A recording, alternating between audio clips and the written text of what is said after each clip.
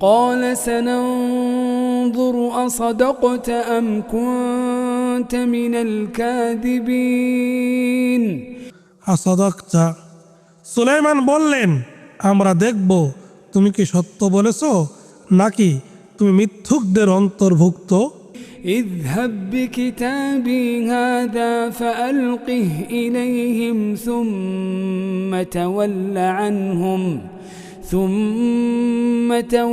عنهم فانظر ماذا يرجعون তুমি যাও আমার এ পত্র নিয়ে এবং এটা তাদের কাছে নিক্ষেপ করো, তারপর তাদের কাছ থেকে সরে থেকো এবং লক্ষ্য করো তাদের প্রতিক্রিয়া কি।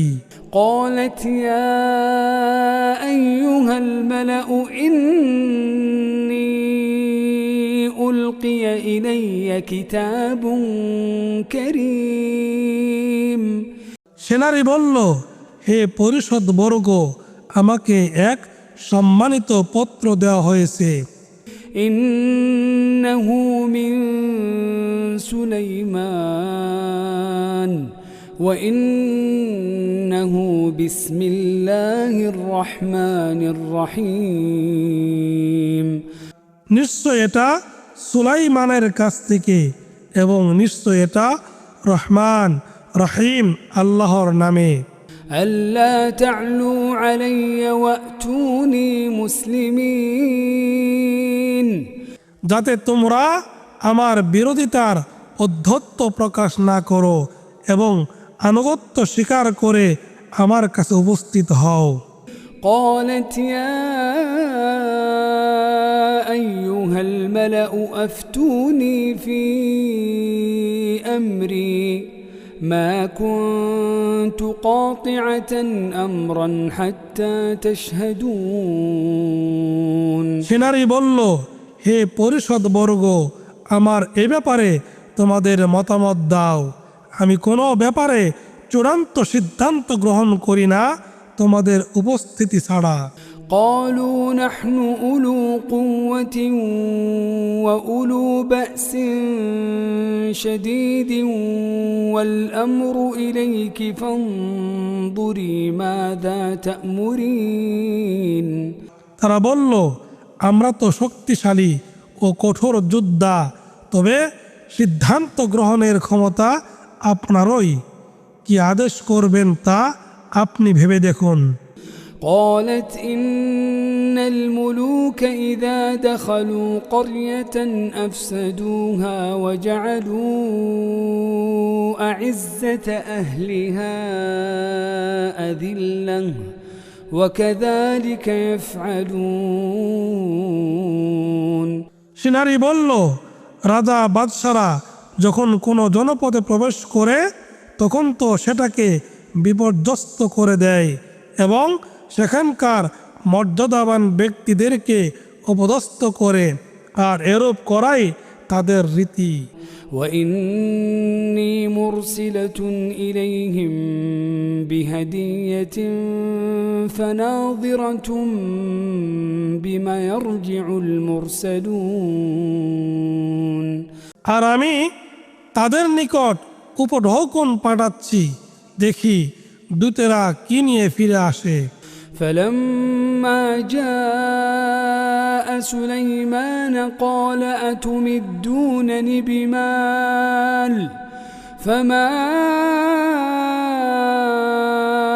آتاني الله خير مما آتاكم بل أنتم بهديتكم تفرحون অতঃপর দূত সুলাইমানের কাছে আসলে সুলাইমান বললেন, তোমরা কি আমাকে ধন সম্পদ দিয়ে সাহায্য করছো?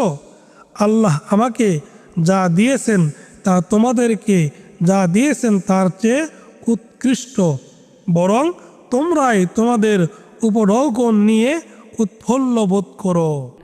ارجع إليهم فلنأتينهم بجنود لا قبل لهم بها ولنخرجنهم منها أذلة وهم صاغرون তাদের কাছে ফিরে যাও, অতঃপর আমরা অবশ্যই তাদের বিরুদ্ধে নিয়ে আসবো এক সৈন্যবাহিনী যার মোকাবেলা করার শক্তি তাদের নেই, আর আমরা অবশ্যই তাদেরকে সেখান থেকে বহিষ্কৃত করব লাঞ্ছিতভাবে, এবং তারা হবে অপদস্থ। قال يا أيها الملأ أيكم يأتيني بعرشها قبل أن يأتوني مسلمين সুলাইমান বললেন, হে পরিষদ বর্গ, তারা আত্মসমর্পণ করে আমার কাছে আসার আগে তোমাদের মধ্যে কে তার সিংহাসন আমার কাছে নিয়ে আসবে? قال عفريت من الجن أنا آتيك به قبل أن تقوم من مقامك وإني عليه لقوي أمين এক শক্তিশালী জিন বলল, আপনি আপনার স্থান থেকে ওঠার আগেই আমি তা এনে দিব, এবং এ ব্যাপারে আমি অবশ্যই শক্তিমান, বিশ্বস্ত। قال الذي عنده علم من الكتاب أنا آتيك به قبل أن يرتد إليك طرفك فلما رآه مستقرا عنده قال هذا من فضل ربي কিতাবের জ্ঞানদার ছিল, সে বলল, আপনি চোখের পলক ফেলার আগেই আমি তাকে আপনাকে এনে দিব। অতঃপর সুলাইমান যখন তা সামনে স্থির অবস্থায় দেখলেন, তখন তিনি বললেন, এ আমার রবের অনুগ্রহ, যাতে তিনি আমাকে পরীক্ষা করেন যে আমি কৃতজ্ঞতা প্রকাশ করি। قال هذا من فضل ربي ليبلوني أأشكر أم أكفر ومن شكر فإنما يشكر لنفسه ومن كفر فإن ربي غني كريم না অকৃতজ্ঞতা প্রকাশ করি, আর যে কৃতজ্ঞতা প্রকাশ করে সে তো কৃতজ্ঞতা প্রকাশ করে নিজেরই কল্যাণের জন্য, আর যে কেউ অকৃতজ্ঞ হবে সে জেনে রাখুক যে আমার রব অভাব মুক্ত, মহান অভাব। قال نكروا لها عرشها ننظر أتهتدي أم تكون من الذين لا يهتدون সুলাইমান বললেন, তোমরা তার সিংহাসনের আকৃতি তার কাছে অপরিচিত করে বদলে দাও, দেখি সে সঠিক দিশা পায় না সে তাদের অন্তর্ভুক্ত যাদের দিশা নেই। فلما جاءت قيل أهكذا عرشك قالت كأنه هو وأوتينا العلم من قبلها وكنا مسلمين অতঃপর সে নারী যখন আসলো, তখন তাকে জিজ্ঞেস করা হলো, তোমার সিংহাসন কি এরূপই? সে বলল, মনে হয় এটা সেটাই, আর আমাদের ইতিপূর্বেই প্রকৃত জ্ঞান দান করা হয়েছে এবং আমরা আজ্ঞাবহ হয়ে গেছি। وصدها ما كانت تعبد من دون الله إنها كانت من قوم كافرين আর আল্লাহর পরিবর্তে সে যার পূজা করত সেটাই তাকে নিবৃত্ত করেছিল, সে তো ছিল কাফের সম্প্রদায়ের অন্তর্ভুক্ত। قيل لها ادخل الصرح فلما رأته حسبته لجة وكشفت عن ساقيها قال إنه صرح ممرد من قوارير তাকে বলা হলো প্রসাদটিতে প্রবেশ করো। অতঃপর যখন সে তা দেখল, সে তাকে এক গভীর জলাশয় ধারণা করল এবং তার পায়ের গোছাদয় অনাবৃত করল। সুলাইমান বলল, এটি আসলে স্বচ্ছ কাঁচ নির্মিত প্রসাদ। قالت رب إني ظلمت نفسي وأسلمت مع سليمان لله رب العالمين সে বলল, হে আমার রব, নিশ্চয় আমি আমার নিজের প্রতি জুলুম করেছি। আমি সুলাইমানের সাথে সৃষ্টিকুলের রব আল্লাহর নিকট আত্মসমর্পণ করলাম। ولقد أرسلنا إلى ثمود أخاهم صالحا أن اعبدوا الله فإذا هم فريقان يختصمون আর অবশ্যই আমরা সামুদ সম্প্রদায়ের কাছে তাদের ভাই সালেহকে পাঠিয়েছিলাম এই আদেশ সহ যে তোমরা আল্লাহর ইবাদত করো। এতে তারা দুদলে বিভক্ত হয়ে বিতর্ক লিপ্ত হলো। قال يا قوم لم تستعجلون بالسيئة قبل الحسنة لولا تستغفرون الله لعلكم ترحمون তিনি বললেন, হে আমার সম্প্রদায়, তোমরা কেন কল্যাণের আগে অকল্যাণ ত্বরান্বিত করতে চাচ্ছ? কেন তোমরা আল্লাহর কাছে ক্ষমা প্রার্থনা করছো না যাতে তোমরা রহমত পেতে পারো? قالوا اطيرنا بك وبمن معك قال طائركم عند الله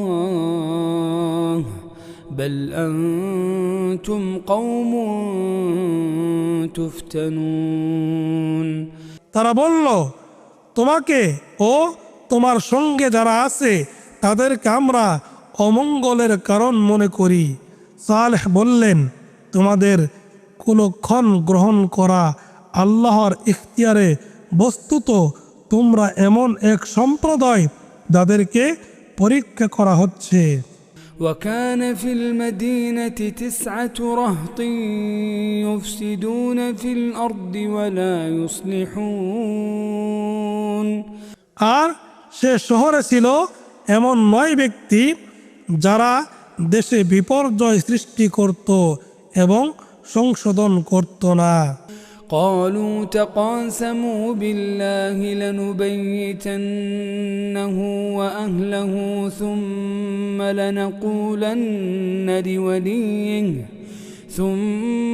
لنقولن لوليه ما شهدنا مهلك أهله وإنا لصادقون তারা বলল, তোমরা পরস্পর আল্লাহর নামে শপথ গ্রহণ করো, আমরা রাতেই শেষ করে দেব তাকে ও তার পরিবার পরিজনকে।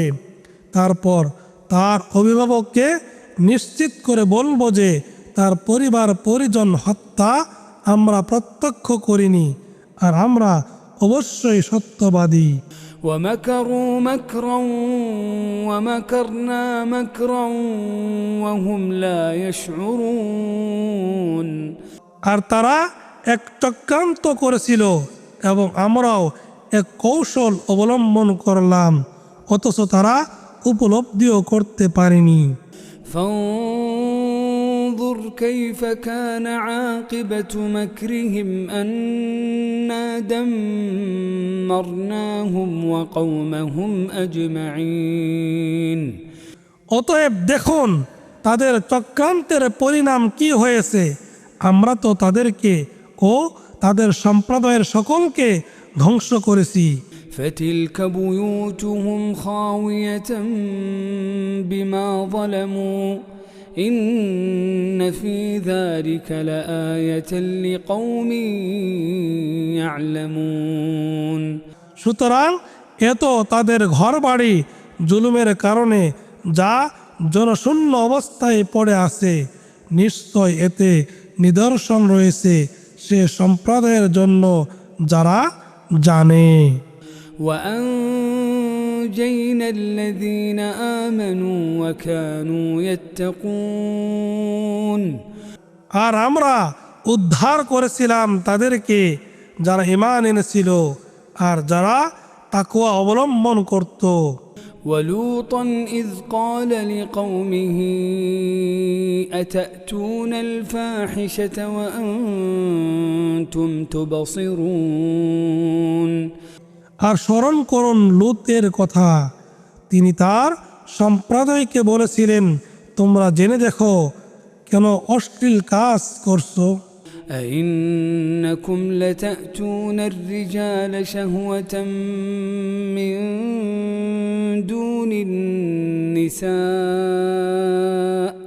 بل أنتم قوم تجهلون তোমরা কি কাম তৃপ্তির জন্য নারীকে ছেড়ে পুরুষে উপগত হবে? তোমরা তো এক অজ্ঞ সম্প্রদায়।